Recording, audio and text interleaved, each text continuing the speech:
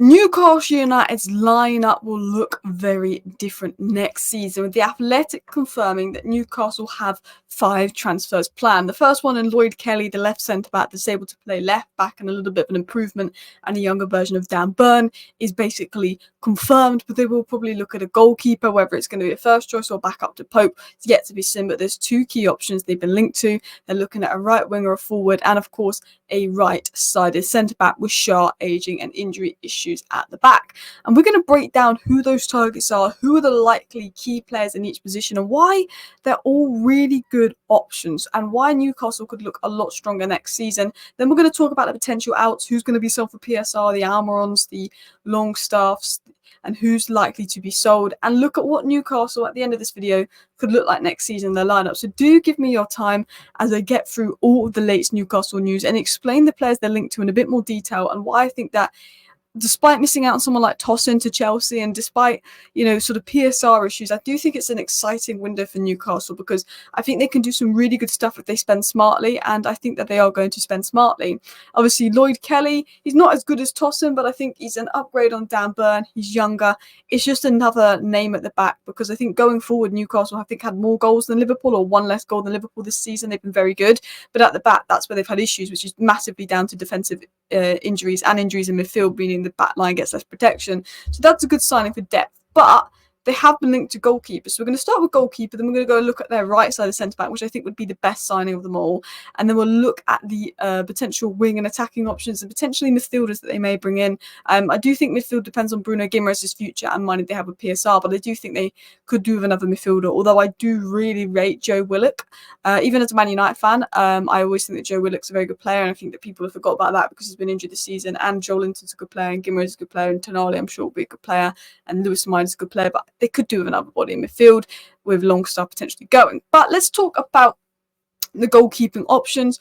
Of course, you've got 2 options. You've got obviously the Georgian goalkeeper. I think he's like 6'5" or 6'6". Giorgio Mashtavili. I've probably said his name. Mamashdavili. I've probably said his name wrong. Shot stopper at Valencia. Very good shot stopper. Very tall. Very good aerial presence. Very good at claiming crosses. Could be 30 to 35 million pounds. So I'd assume that would be a Nick Pope replacement if he was brought in. He's a little bit better than Nick Pope on the ball, but if they do want to play a more technical, modern style of play, and rather going long, playing out from the back more, they may want to look at a more modern goalkeeper. And then the option 2 is James Trafford. Now, James Trafford, I do think was a little bit overrated. He had a great Euros with England under 21s. He was brilliant at Bolton, but that was League One. And I think he had that Man City Academy player tax that's worked out with the likes of Cole Palmer and Jadon Sancho when Dortmund brought them in. But he did, and Burnley paid a big fee for him. But I think I felt sorry for James Trafford, because he was at Burnley, a relegated club where he was basically having to do so much because they were conceding so many shots, that I do think he was thrown in the deep end. And I think James Trafford, if he's available, particularly for 15 million, which Burnley may want to cash back in on him, I think could be a really, really good option, because at youth level, he was so good at the England under 21 Euros. He was brilliant, but at Bolton, he was so good in League One, so good. And I think that if he got his confidence back as a good keeper, and I think if you want more of a modern keeper and you want to play out from the back a bit more, you've got that in James Trafford. If you want just a shot stopper experience, someone that's ready now, I would obviously go with Giorgio. But I do think if you do keep Nick Pope, because he is a good keeper, and I think that you could go one more season with Nick Pope and then replace him next year, you could potentially mould Trafford through this year. And if you do look at James Trafford, he's obviously dropped off a little bit this season, harder league and all of that as well. But I definitely think there's a very, very good player in James Trafford. Trafford is homegrown, and I think he can improve with confidence as well. But honestly, I don't think goalkeeper's a massive priority for Newcastle. Like, potentially they need it because of Nick Pope, but I think he's a competent keeper. It's just that he can't stay fit at the moment. But what they do need is definitely defenders. They've got one in Lloyd Kelly, they need another one. They definitely need a right winger as well. Move on Almiron, who I don't think's had the best season.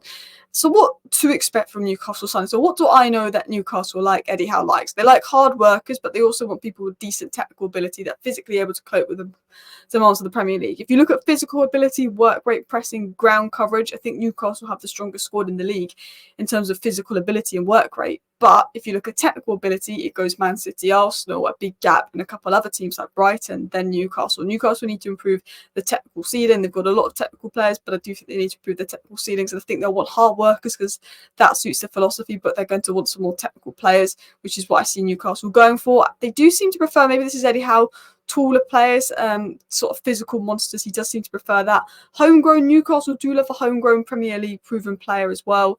They like to focus most of the transfers on Premier League proven players, but not all, because you do get better value for money outside the Premier League, I find, but it is less of a risk bringing in Premier League proven players.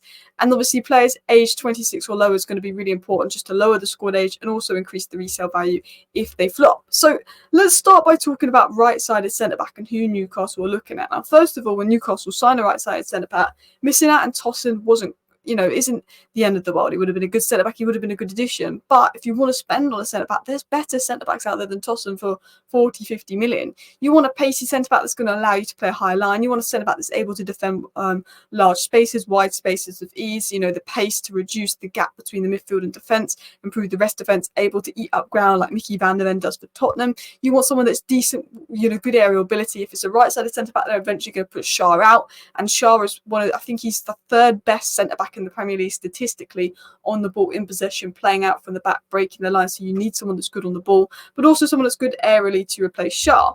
Now, here are my two options, okay? Now, you've been linked to both. You've been linked to one of them properly. The other one could be up for sale. And my options for Newcastle, Diamonde that Newcastle are looking at, who now could be available for 50 to 60 million euros, so 40 to 50 million pounds, or Upamecano because Bayern Munich want to offload one of their centre-backs. I would go for Diamonde, but I think both would be really good options for Bayern, because you look at Saliba at Arsenal, Van Dijk at Liverpool. I think Newcastle need that. Now, I think Diamonde would be the perfect centre-back for Newcastle United, and I think there's a chance that they get him, and if they have the money. First of all, he's 20 years of age. He's so young, and, it's not very common for centre-backs to come through 18, 19, 20. Most of them come through later in their years, but he's so physically developed for his age. But he's a leader. He's got that leading mentality at 20 years of age, which is really important. He's so composed on the ball, so calm.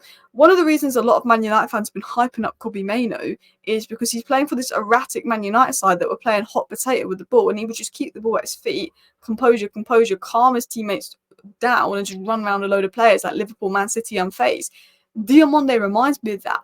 So calm, so unfazed, very good under pressure, very good decision making, very press resistant, keep the ball, but also reads the game well, very confident in his ability, and that might help him adjust to the biggest step going to the Premier League. He's quick, he's secure, but he's intelligent. He's technically good. He's got the physical attributes of being a powerhouse, of being quick, of being strong, of being good in the air. He's got the intelligence, the reading of the game, but he's also got the work rate, which is good. But athletically, he's the type of guy that can use his legs to hold off the likes of a Haaland, hold off the likes of a Lukaku, a strong physical number 9. He's very good on the ball. He can break lines. He can carry the ball up from the back. He's press resistant. He can do what Shah brings to Newcastle as well. And he's obviously someone that can cover ground quick, stop transitions. He eats up ground. He's got the physical profile to eat up ground. He's good at defending 1v1. He's good at defending wide spaces. He's good in the air. He's a good box defender. He's good on the ball. He's so well-rounded, as well as being so positionally disciplined. Having a good passing range, good passing selection is important. And I saw this thread, and I thought this described it so well. Physically, he's perfect. Tree trunk legs, strong upper core, athletically gifted, excellent hip flexibility, which allows for good footwork and sharp changes in movement. I might start calling his profile Haaland stopper, because this is what you need if you're going to defeat him. And literally, I think that summed up what I was thinking so much as well. And obviously, these are his FBrest statistics. Obviously, things like interceptions and clearances and blocks is going to be lower. His defensive statistics is going to be lower because he plays for the team that does the least defending in the league. Now, right wing. I've got obviously the young lad at PSV that's quite good, but might have another season out on loan. Almiron, I don't particularly rate Almiron, Newcastle fans. I think he'll go. I think Jacob Murphy will stay, but I think he'll be there for depth, and he's a good option for depth, but he's not good enough to start. Now, you've been linked to a few right wingers. The one you've been linked to the most was Elise, probably followed by Abramo, probably followed by Sule. I don't think you're going to get Elise. I hope he goes to Man United. I have a feeling he's going to go to Chelsea, because Man United said they won't get a right winger unless they sell Sancho and Greenwood. And well, no one really wants to buy Greenwood because of external issues. Sancho is on ridiculous money. I feel like Man United are going to miss out on Elise, and I'm going to be fuming because he's my priority for Man United. But it looks like he's more likely to go to Chelsea or Manchester United than Newcastle, which brings it down to Mbeumo and Sule. Now, Mbeumo, I think, is one really to watch. I think Sule has been linked to Crystal Palace and Newcastle, but not as credible links. But Sule, I think, is the steal of the season. Now, let's talk about Mbeumo, because I saw someone say, oh, Mbeumo isn't that good, and I think they're crazy. I think of when you think of an Eddie Howe signing, a Newcastle signing, and Mbeumo ticks a lot of boxes. Premier League proven, decent numbers, and then when they go to Newcastle in a better system and a better team, those numbers will inflate. A bit like Anthony Gordon. Some people question that at first. Look how good Gordon's been. Took his time, but look how good he's been. Now, in Mbeumo, you've got a 24-year-old, so very good age, and also got that experience in the Premier League. Premier League proven. I think he'll be able to adjust really well to Newcastle, who can offer cover at centre forward and right wing. But Callum Wilson may be going due to injuries and age. He can offer cover there at centre forward and right wing. It's very important to have a player that can offer cover there. And he could allow Newcastle to potentially save funds on a striker. He's got 15 goal contributions in 23 Premier League starts this season. Well, last season, technically, because the season's over. And at Newcastle, he would score more goals because Newcastle score more goals. It's a more attacking side, so those stats would inflate. Almiron went for a spell where he was scoring, but all in all, you know, he's not a goal-scoring winger. And I think Saint-Maximin, as good as he was on his day, he wasn't a goal-scoring winger, whereas Anthony Gordon is a goal-scoring winger, and I think Mbeumo is a goal-scoring winger, and he can play centrally as well. I think the one area he may lack is maybe assist and service to someone like Isak, but I think Anthony Gordon could very much provide that, and I think the dynamic works well. He managed 17 goal contributions this season before last season as well, or last season if you want to say that the season just gone as this season. So, you know, 2 seasons in the Premier League where he's got 15 goal contributions back-to-back in a Brentford side as well that have averaged 30% possession or something like that. He's a very good ball striker. One thing about him is he's very clinical, very able to shoot, very able to score, very able to provide output. And I think Newcastle want a clinical winger, someone that, you know, 1v1 can put his chances away. He's a good finisher. He can use both feet. He's got rapid speed and ball control and can go inside and out. I think he's particularly lethal when he goes inside, uses his pace to beat a winger and puts off a shot. I think he can go inside, he can go outside. That's good, but he works very hard. It's a very good decision maker, and I think he will tick a lot of Eddie Howe's boxes as well. So that is Mbeumo. I think he would be a great signing for Newcastle. I think he'll be 35 to 40 million, and I don't think that's a bad price at all. The other guy I'd look at, and to be honest, you could bring in Mbeumo to be your main right winger and centre forward backup, and then Soulé, the 21-year-old, I think he's just turned 21, as a potential backup as well. But Soulé, I'm looking here, you know, these are statistics. Most key passes made for under 21 players across Europe's top 5 leagues. He ranks first. Most goals scored, he ranks 5th. And bear in mind, he played for a relegated side. So if he played for a better side, he maybe would have got 5 more goals. You never know. And most successful dribbles, he ranked 2nd. So can make cut passes, can score, can dribble. Shots attempted as well, 83, second after Garnacho. You also have to look at metrics of if he played for a better team, he probably could have got 5-6 more assists. If you compare his statistics to someone like Almiron, key passes, offensive actions, carries, dribbles, non-penalty goals, assists, steal of the summer. Juventus are willing to sell this guy for 25 million that excelled in a relegated side, who's unbelievable. I think you know, it's a steal for whoever picks him up, and I think it could be a great signing for Newcastle. If possible, I'd go for Benjamin Sesko, but I think he is Arsenal bound. He would be unbelievable. But at the end of the day, you've got Isak, so it's not like the be-all and end-all if you don't get him. I would go for Benjamin Sesko. But right now, because I don't see you getting Sesko, I don't think the striker market's amazing unless you want to spend big money. I get Mbeumo because you've got Isak. You're probably going to keep Isak. Have him as Isak backup as a Callum Wilson replacement, but also you can play on the right. And then you've also got Soulé coming on the right. Sales-wise, this is a list of names I think Newcastle will sell. Now, the more important ones, Almiron for PSR, Wilson, Trippier, Shah, maybe Longstaff Target. Now, I wouldn't sell Shah, but they may look to move him on because there's still a good player there because of age, because of PSR. They're ones that they could sell and raise money in.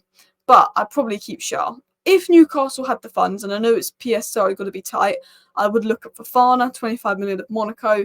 Edison of Atalanta could be 40 million, and Mats Wiefer could be about 40 million. You know, some kind of midfielder that can really put some legs into the midfield because of the injuries that you've had. Now, you have good midfielders, but it's the injury sort of scenario that sort of hit you back. Now, this is my sort of potential lineup for Newcastle next season, looking at who they've been linked to and what they want to do. I've gone with Isak and followed by Mbeumo as backup. A front three of Gordon, Isak, or Mbeumo and Soulé. I feel like I'm missing a midfielder. I don't know why. I just feel like I am. I've gone with Willock, Joelinton, and Bruno G as midfield because we'll see how Tonali does. But I do really rate Willock, but I assume Tonali would be in the strongest midfield three. Lewis Hall at left back, Livramento at right back. With Trippier being moved on, maybe you need cover there. Do you have a player that can cover right back that I'm missing? I feel like I'm definitely missing someone. Botman would, I think, be your first choice left centre back when back with Kelly as backup, and Diamonde would knock out Shah, and then Pope and Trafford could pick it out for that sort of last spot. So that's how I kind of see Newcastle lining up next season, and I think that's a very strong squad. They'll have that depth, and I think not being in Europe next season for Newcastle could be a blessing in disguise because it will help them in the league to get a stronger position to get back into Europe with the injuries that they've had. It takes a little bit off the players as well. Let me know your thoughts. Please do hit that like button. Of course, subscribe down below if you're new. See you next time. Bye.